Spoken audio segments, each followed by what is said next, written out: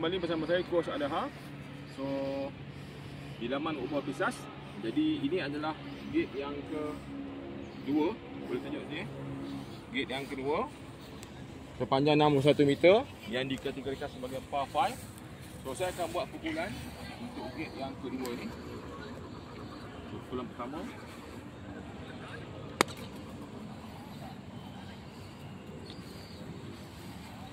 Okey, pukulan pertama saya OB. Lebih kuat. Permukaan yang sangat panas, padang yang terik.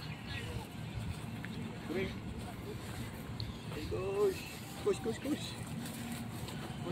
So, bola OB. So ini adalah pukulan yang ketiga.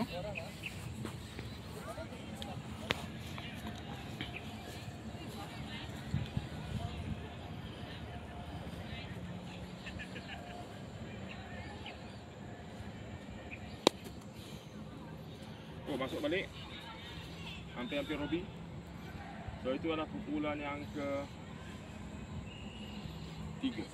Okey. Ya, nampak bola berada pada angle yang baik. Kami telah menyelamatkan bola saya daripada Obi dan menolak bola masuk ke dalam. Seterusnya bola itu saya rasa boleh putting untuk dapatkan 4 pukulan.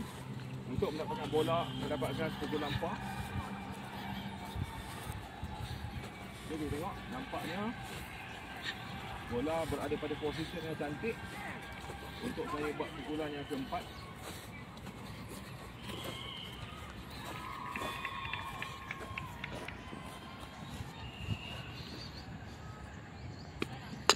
Baik, jadi saya telah berjaya membuat 4 pukulan bagi gate kedua. So, saya mendapat pukulan 4 iaitu pukulan par. Okey, terima kasih.